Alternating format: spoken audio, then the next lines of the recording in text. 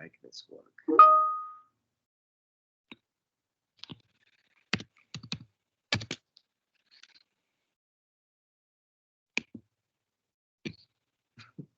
Sorry, trying to make the, all right.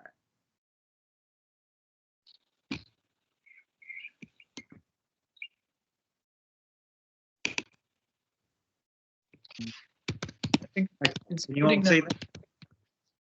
Yeah, we can see it now. All right, great.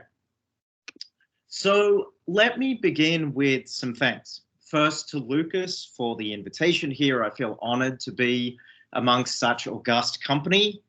Second, thanks to my co-panelists who rearranged their schedules at the last minute when I told Lucas of the family medical emergencies that I'm dealing with right now.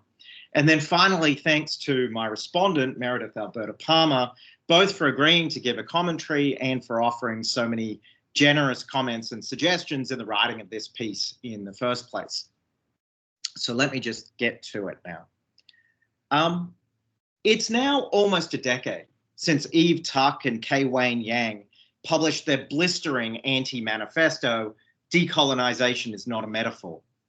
Their inspiration, someone else has started sharing? Okay. Is something weird happening? Yeah, I think Mitchell Ash is sharing their screen. So Mitchell, if you could stop sharing your screen, then Suman can return to our screens.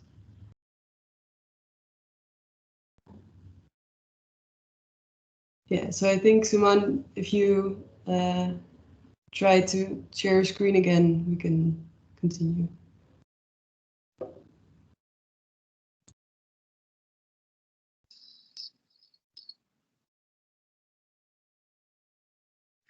Again. Yes, replace, that's fine.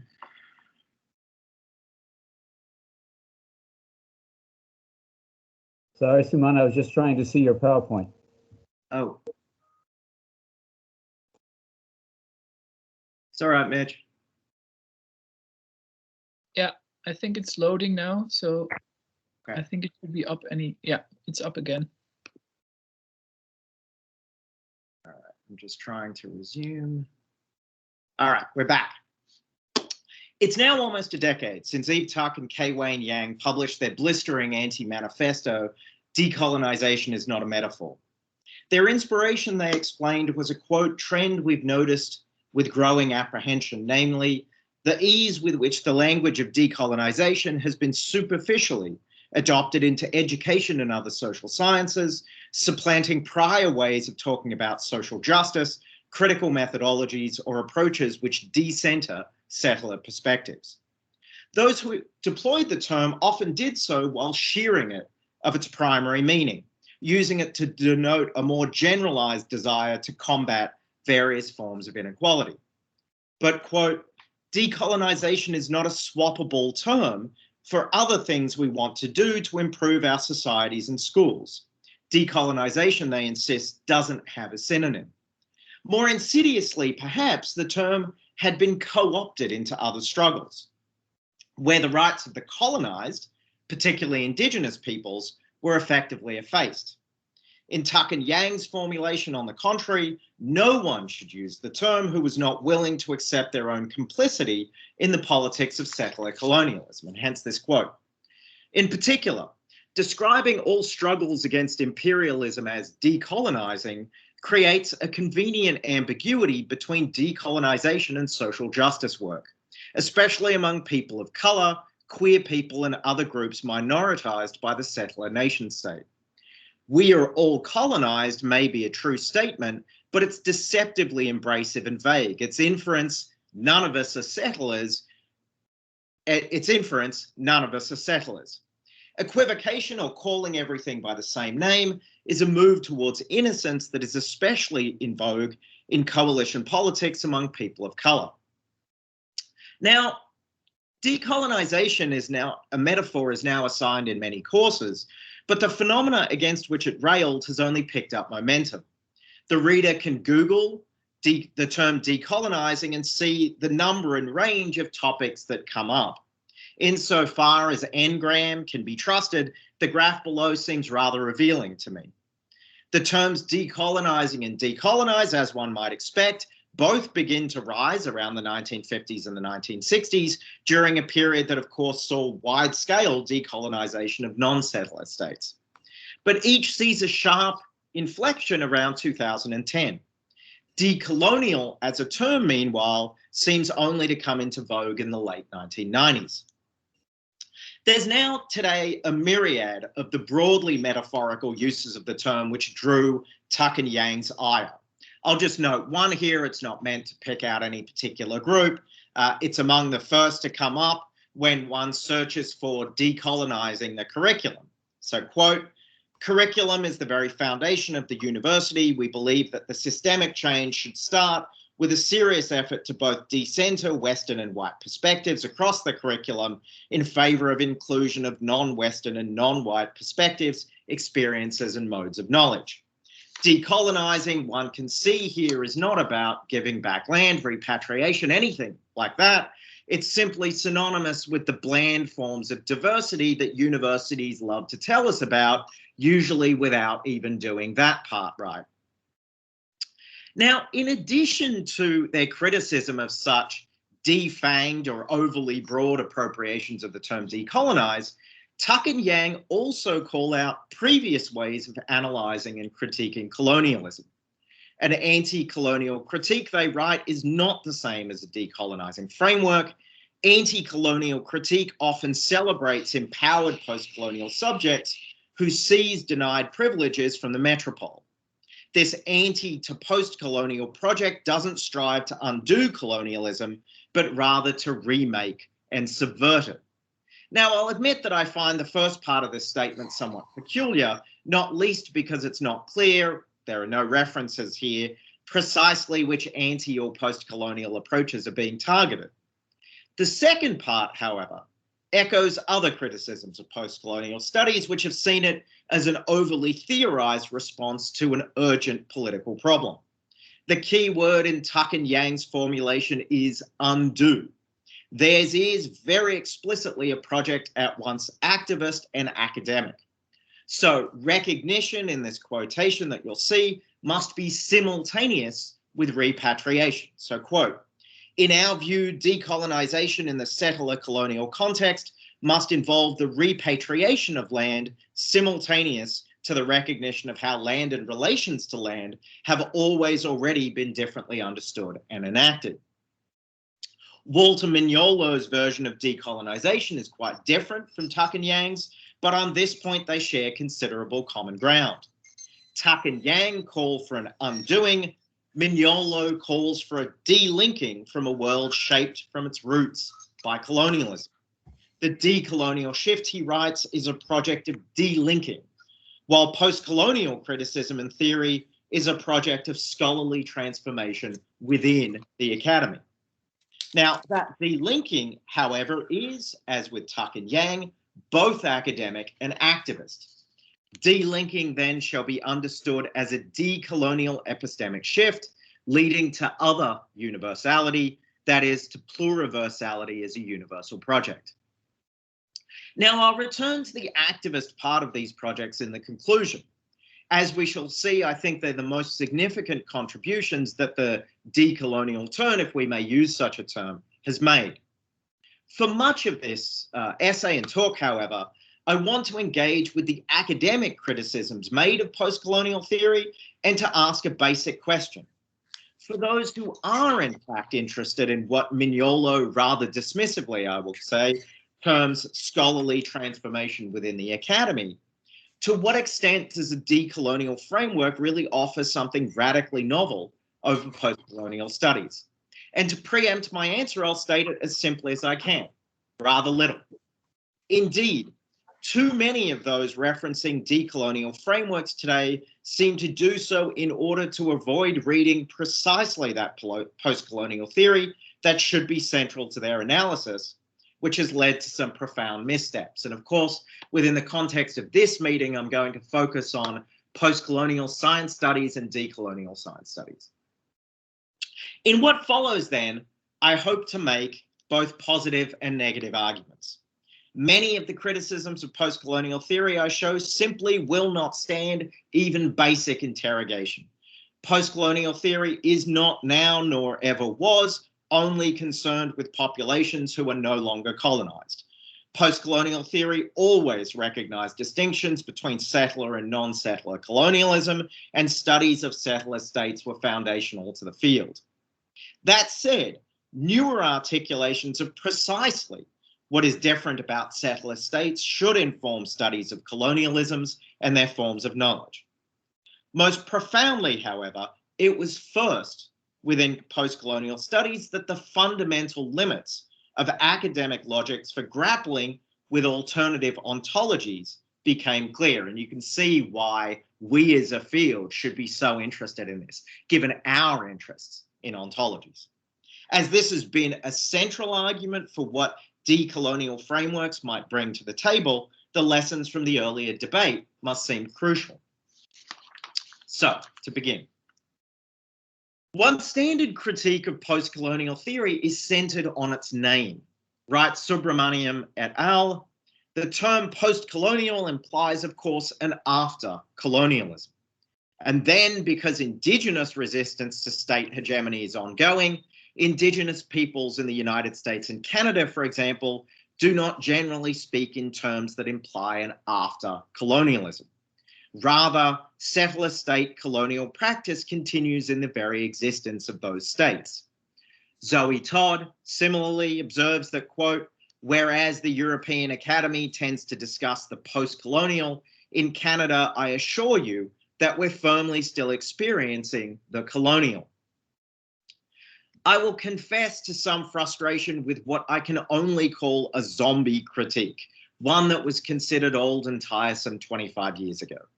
Frustrating or not, however, it may well be worthwhile to explain what the post in postcolonial theory actually means and why this kind of criticism is an apposite. Now, the first point to note is that insofar as it describes a period in time, the postcolonial designates a global condition rather than an attribute of particular nations or peoples. What the concept may help us to do. Did we lose my slides again? Yeah, but I don't know why.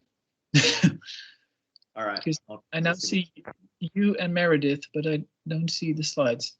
All right, I'll put them back up. I'm sorry for this. It's sometimes a bit mysterious. Just put them up in place.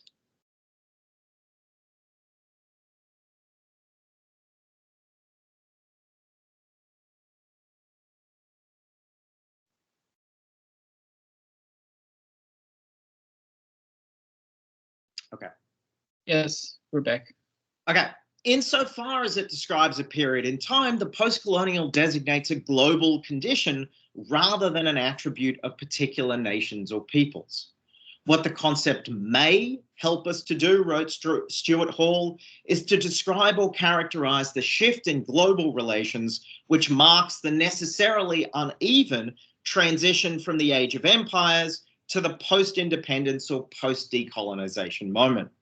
The after then means in the moment which follows the moment, the colonial, in which the colonial relation was dominant. A shift, for example, from a period where Britain and France alone controlled more than a third of the world's landmass to a period where even those still under formal colonial domination were also being shaped by some other related but as yet emergent new configurations of power-knowledge relations. Just as few would reject the term neoliberal as a way of describing current global relations, despite the fact that many are governed by perfectly familiar liberal logics, dismissing post-colonialism because all parts of the globe have not been decolonized misses the point. And of course, the post never only described a period in time. As Peter Holm noted in 1995, the post in postcolonial has two dimensions that exist in tension with each other. a temporal dimension in which there's a punctual relationship in time between, for example, a colony and a post-colonial state, and a critical dimension in which, for example, post-colonial theory comes into existence through a critique of a body of theory analyzed as at least implicitly colonial, with the concomitant recognition that the critique in part is made possible by the object of the critique. And the example that he gives remains a reasonable one. We might still discuss Fanon's Black Skin, White Masks as a post-colonial text. That Martinique was and still is a French colony does not disqualify Fanon's text from the post-colonial field to which it belongs by reason of its efforts to think through and beyond the colonial situation. Presumably, similar logics govern the fact that many works on Indigenous knowledge found post-colonial theory valuable in spite of the fact that countries like Australia remain colonized. Thus, in 2002, you'll see my examples from post-colonial science studies. Thus, in 2002, Helen Verron described epistemic oppositions between Yolngu Aboriginal understandings of work and scientific conceptions of prescribed burning in terms of a post-colonial moment. Elaborating a post-colonial moment, she wrote, involves both making separations and connecting by identifying sameness. But sameness here is not a dominating universalizing.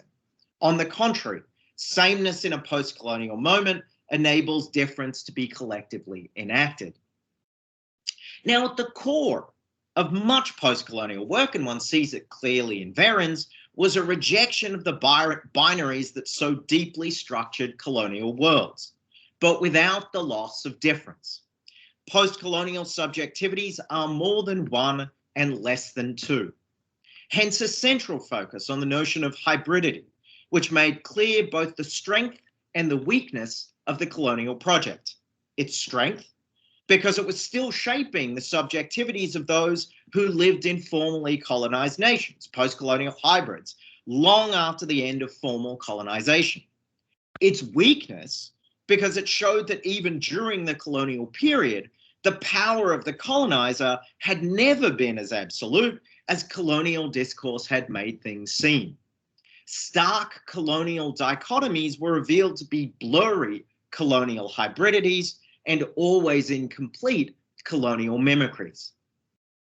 From its beginning then, post-colonial theory was concerned both with the present, post-colonial moment, and with the past.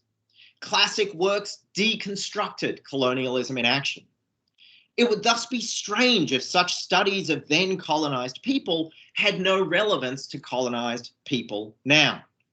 And true to its core logics, the theory did not flatten all post-colonialisms into a single monolithic kind. Colonialisms, too, were more than one and less than two. Hall again offers a pithy formulation. A more careful discrimination is in order between different social and racial formations, he wrote in 1996. Australia and Canada on the one hand, Nigeria, India, and Jamaica on the other are certainly not post-colonial in the same way, but this does not mean that they are not post-colonial in any way.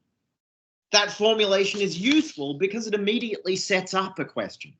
What are the differences between settler and non-settler states, and how does this difference mold their various forms of knowledge? Now, theoretical work on settler colonialism has rapidly expanded in the last 2 or 3 decades, so that we might begin to offer some answers to this question. Solely within the field of science studies, we might note the impact of Patrick Wolf's analysis of the eliminationist logics of settler states. Wolf phrases this clearly in terms of oppositions between racial reasonings, even within a settler nation like the United States. Indians and Black people, he writes, in the US have been racialized in opposite ways that reflect their antithetical roles in the formulation of US society. Black people's enslavement produced an inclusive taxonomy that automatically enslaved the offspring of a slave and any other parent.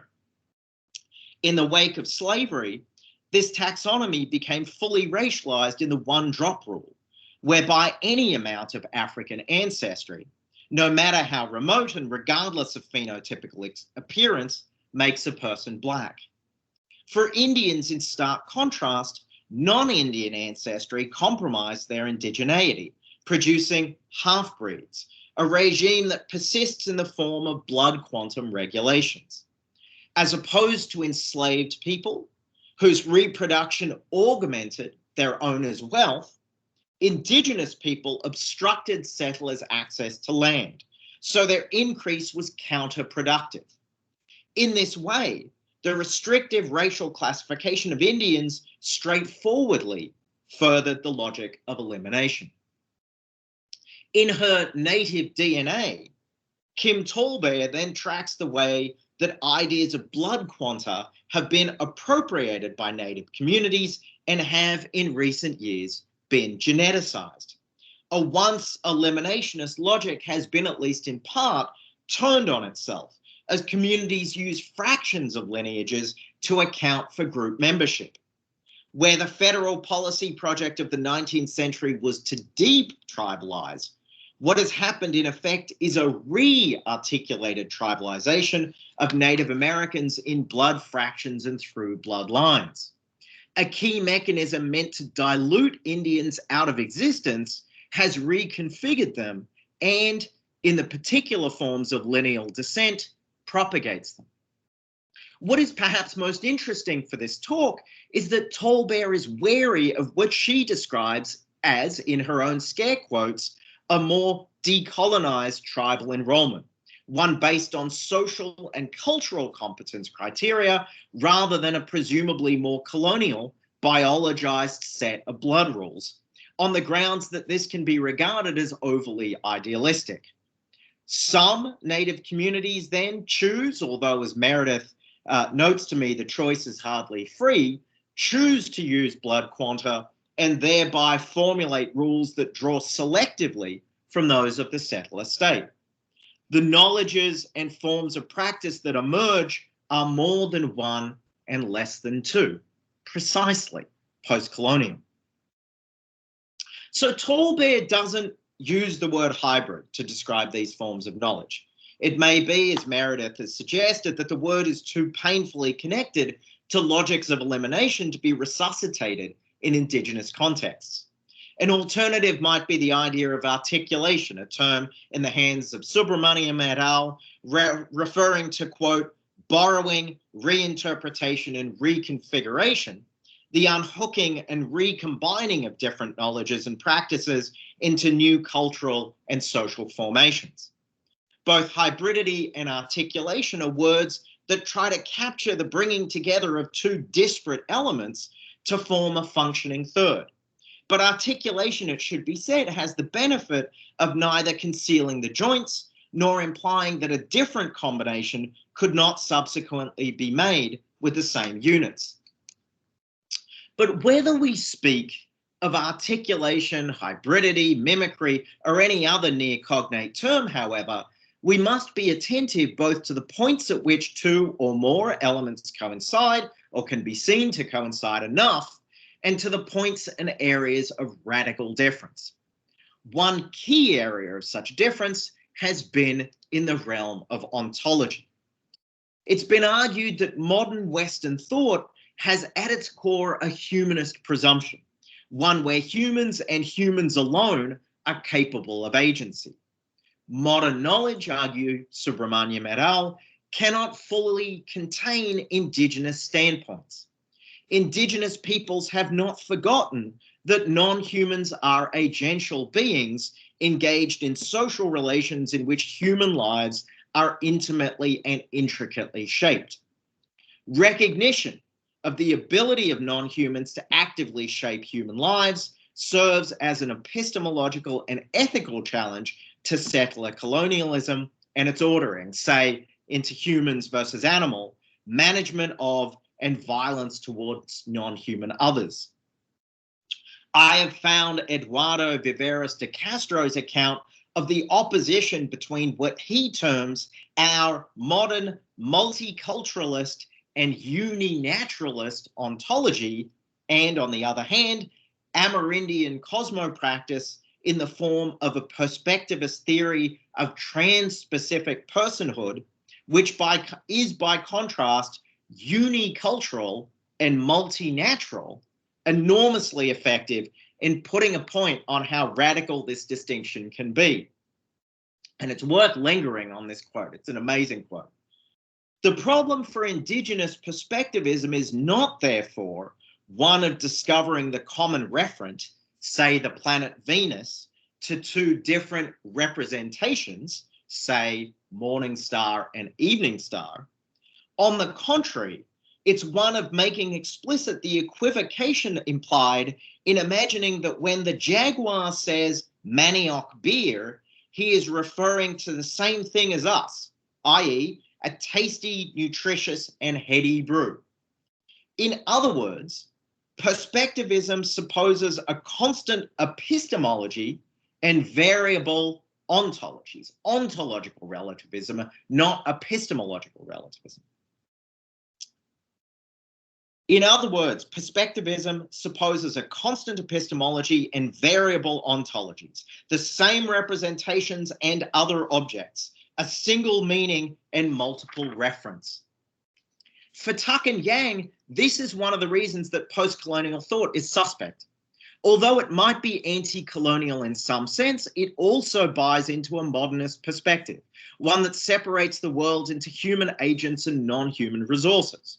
The post-colonial pursuit of resources, they write, is fundamentally an anthropocentric model, as land, water, air, animals, and plants are never able to become post-colonial.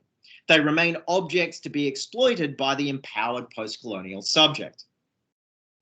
Again, however, something closely akin to this critique is also to be found within post-colonial studies.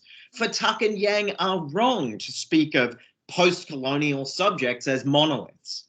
The starting point for members of the Subaltern Studies Collective was a distinction between the domain of elites, whether foreign or domestic, and that of an autonomous subaltern group. Both nationalist and colonialist elites, the Depeche Chakrabarti would write later, spoke a language of modernity, a language not shared by the majority of Indians. The aim of subaltern studies was precisely to describe this autonomous domain, one that, as subsequent analyses would make clear, did not accept fundamental tenets of modern Western thought. Thus, while many scholars in Indigenous studies have turned towards and then away from post-humanist approaches, the post in post-humanism somehow doesn't seem to present a barrier. I would suggest that a better term would be towards post-colonialism. To me, there is a deep confusion over what the challenge is that native ontologies present to the West. It is not about humans versus non-humans. It's about materialism versus its alternatives.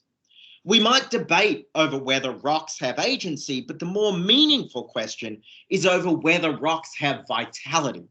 For it is from their life that their agency would flow. I want to show here that there's a fundamental lesson that may be learned about the attempt to have subalterns or natives represent themselves within the academy. And the lesson is this: that attempt must necessarily fail. Hence the title of this paper. Now, to explain the necessity of this paper, let me articulate the problem as it's raised in the work of Depeche Chakrabarti. The problem turns on the task of adequately representing within the frame of formal historical writing the perspective of non-modern subjects. Chakrabarti takes the case of the Santal, a group of Indian peasants in 19th century India. In explaining the outcome of a particular battle, he notes, the Santal claimed that they were victorious because their gods intervened in their struggle, and it was the action of gods that settled the matter. A good historian, Chakrabarti notes, might want to write the history of the battle in a way that included the perspective of the Santal, but would come across a fundamental limitation when it came to the actions of entities that we moderns, do not believe are real.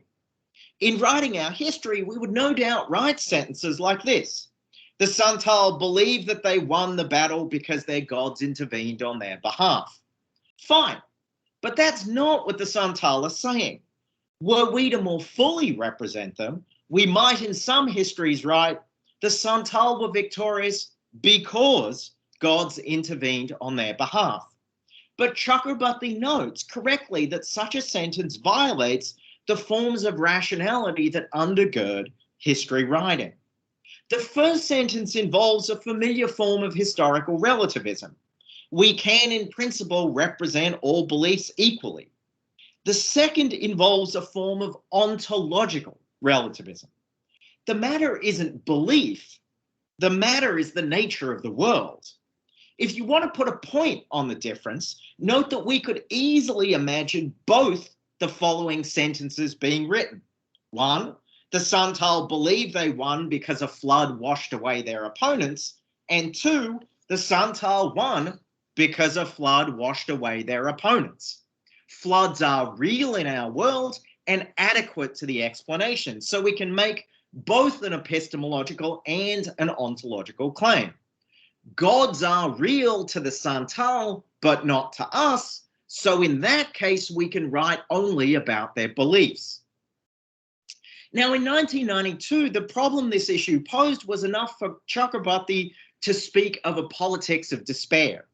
We science studies people might speak of the incommensurability of the worldviews of the modern historian and the Santal.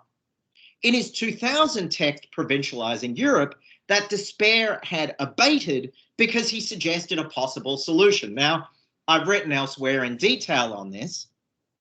Let me just say here that the moves in Provincializing Europe do not solve the problem of the Santal. In spite of Chakrabarti's wrestling with the problems of secularism and ontology, I think his problem remains better than his answer. Let me explain why. It's necessary, he posits, for us to move away from two of the ontological assumptions entailed in secular conceptions of the political and the social. The first is that the human occupies a singular and universal temporality, historical time that subsumes all other forms. The second is that the human is ontologically singular, that gods and spirits are in the end social facts, that the social somehow exists prior to them. Now, here's the key thing. These are actually two rather different understandings of the ontological.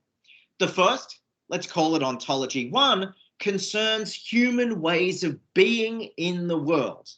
The second, ontology two, concerns non-human beings in the world. Ontology one is about life worlds. Ontology two is about worlds. And although Chakrabarti insists that he takes, quote, gods and spirits to be existentially coeval with the human and thinks from the assumption that the question of being human involves the question of being with gods and spirits, in practice, his approach is to collapse ontology two onto ontology one. Ultimately, Chakrabarti does not make room for the possibility that the world of the Santal is ontologically distinct from the secular world of the academy.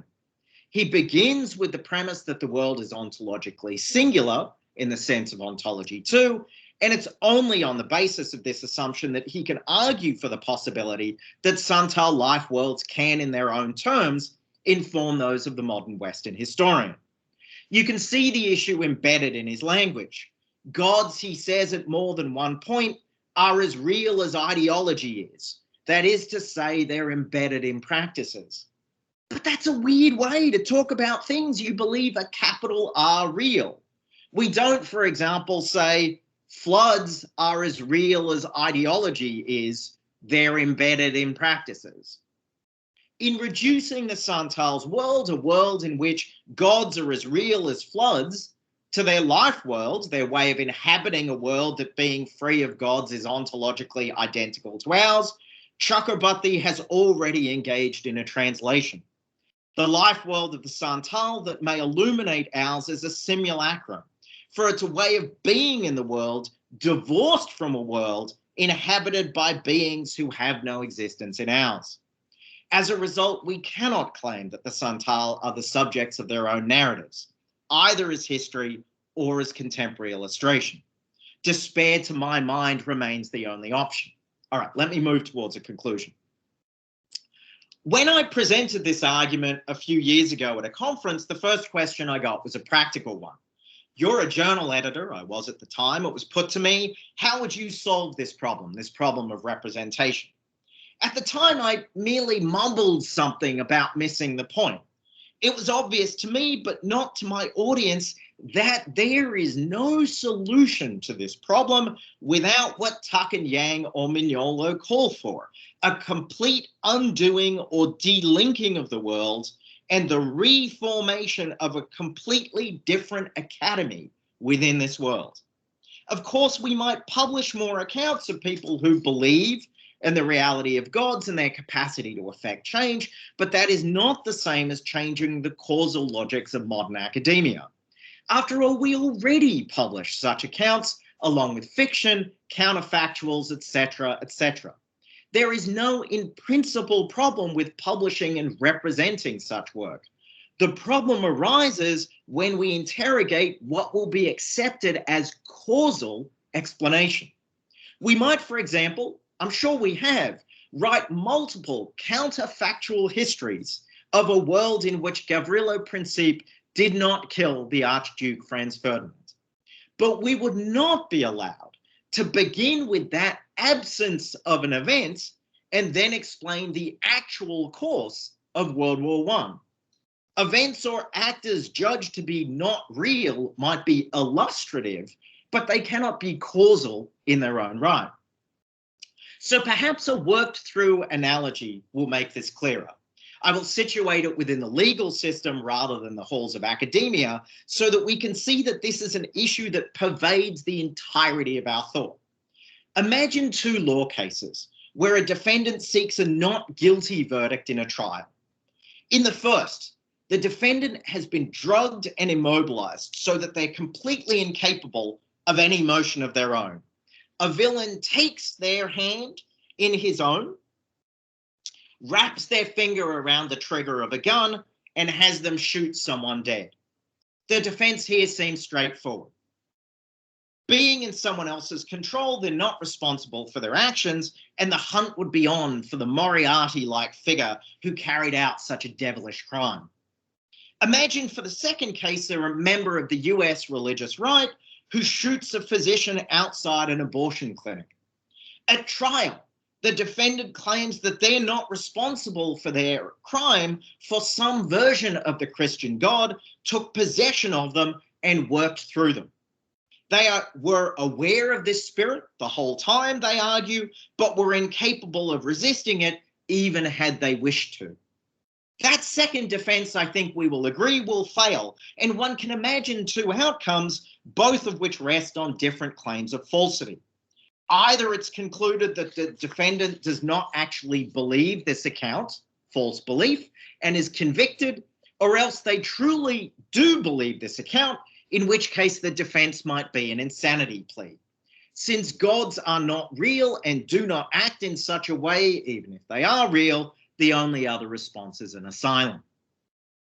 It would not be useful, I think, to ask the lawyer for the defendant in the second case how they plan to get around the fact that the legal system has no room for defenses that invoke the actions of gods. For such a defense to work, vastly more will need to happen than whatever a single lawyer or a journal editor can do. One would need to upend the logics of the legal system itself, its very assumptions concerning what would be called a viable explanation. So there are, I think, two ways forward from this point. The first is that already alluded to. One must change the very foundations of modern Western thought, which will require a revolution. There are no piecemeal or incremental versions of this. It can't be done also within academia alone. Another option is to reject the issue as a problem at all. There's no requirement that Indigenous ontologies seek to represent themselves within academia, and recent work points to an ethics of refusal as a perfectly viable next step. Both of these moves can be understood as a refusal to engage with Western academia as it stands. insofar as scholars are interested in academic engagement. However, I hope that this essay has made clear that reflexive rejections of postcolonial thought by those championing decolonialism simply will not stand. The criticisms are weak, the areas of overlap large. There is a very great deal to be learned from conversations across both fields. Thank you. Thank you so much, Simon. I would now like to give the floor to Meredith to hear your response, and we'll allow for 5 minutes running over time because of the technical issues. So please. Can everyone hear me okay? Great. So first I want to thank Dr. Seth and the organizers of this event for the invitation, and it's a pleasure to be online with you all today. And thank you, Dr. Seth, for the excellent provocation. I'm going to dive right into my comments.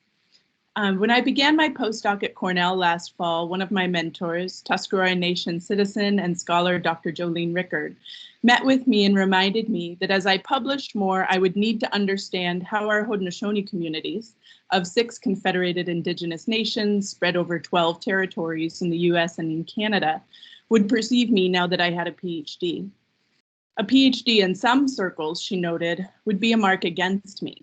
Our people know that the academy is not where the work of the people is done. It's with the faith keepers, the language holders, and those who teach it to the children in language nests, and the practices of being in relation with each other, and practices of governance that date back 1100 years, and other community intellectuals.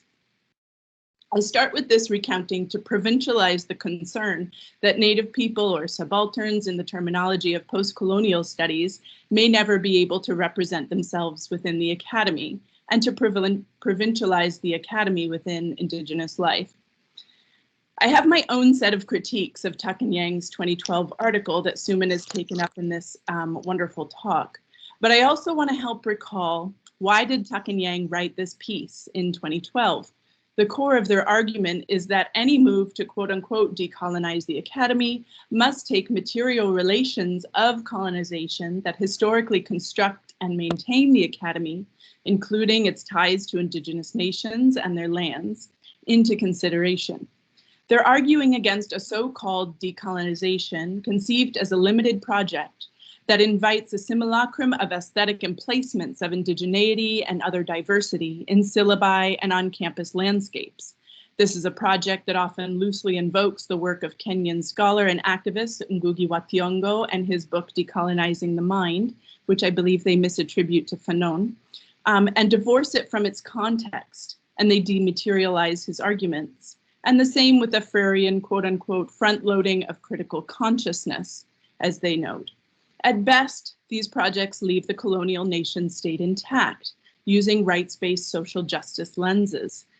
But state capture was never the goal of Indigenous peoples in the US or Canada, from where they write.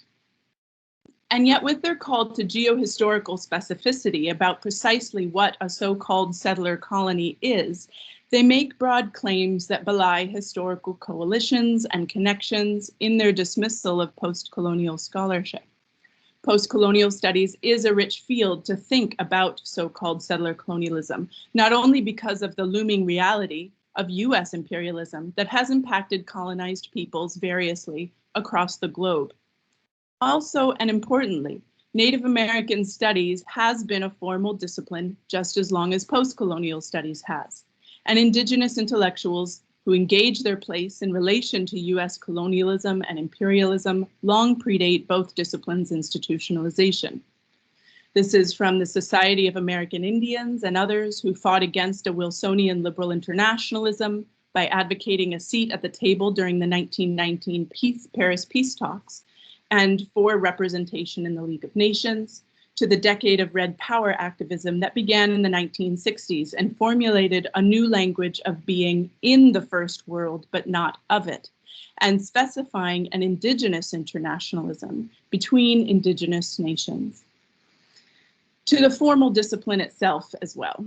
So knowing that these traditions parallel each other and can speak to each other, perhaps we can reframe the question, what is new about decolonial frameworks over postcolonial studies, to what is missing from a postcolonial approach that has so many in Native American studies looking elsewhere. Rather than a rejection of one field for another, as Dr. Seth notes, which the Academy encourages, I believe, in its reach for the new and the next, what stakes are academics, activists, and Indigenous people working to articulate with these words, such as decolonial? And what can we build and build upon to think, as Dr. Seth said, through and beyond the colonial situation? With this shift, the focus then becomes one that's not categorical. For example, settler versus non-settler state, or actively colonized versus people under direct rule of a colonial metropole, but a finer grain focused on geohistorical specificities and lexicons of Indigenous life and resistance. I know that as I write a book that I want to be widely read by Haudenosaunee people, that if I focus centrally on so-named post-colonial analytics, I would not be taken seriously. This is not the lexicon with which Haudenosaunee people articulate their own stances of knowing exactly who they are and what situation they are in relation to US and Canadian colonialism. Nor should I note, do they use decolonization?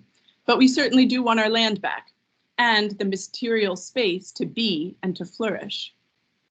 Dr. Seth ended his talk noting that there's no requirement that Indigenous ontologies seek to represent themselves within academia, and recent work points to an ethics of refusal as a perfectly viable next step. And I believe this is absolutely the case. Mohawk anthropologist Audra Simpson notes that the Academy is hungry to know Indigenous worlds and lifeways. And more often, this comes in the form of a fascination with beliefs, spirituality, sexuality, and other exotified and libidinal fixations that satisfy an interest of non-Indigenous scholars. This is not a concern with governance structures and being in relation with the world, or understanding the specificities about what my research is about, of how science and technology has played and continues to play a role in US colonial occupation. Indeed, Simpson's discipline of anthropology and many others are founded on data extracted from bodies and relations and homes of Indigenous people, thinking specifically of Lewis Henry Morgan here. Indigenous knowledges or ontologies are not, or not all, for the Academy to know, she argues, and to figure out in the first place. Refusing to offer that knowledge is to change the terms of the debate. And that's where I'll end my comments, and I look forward to our discussion. Thanks a lot, Meredith. So we're running a bit over time, it's no problem, but Sumana, I want to give the floor to you again for a short response, if you want. I'm actually happy for Meredith to have the last word. I think that was great. And I don't know that, I mean, she added to what I said. I'm not sure that I can add much to what she just said. Okay. So it's great. Okay. Then I want to thank you again for your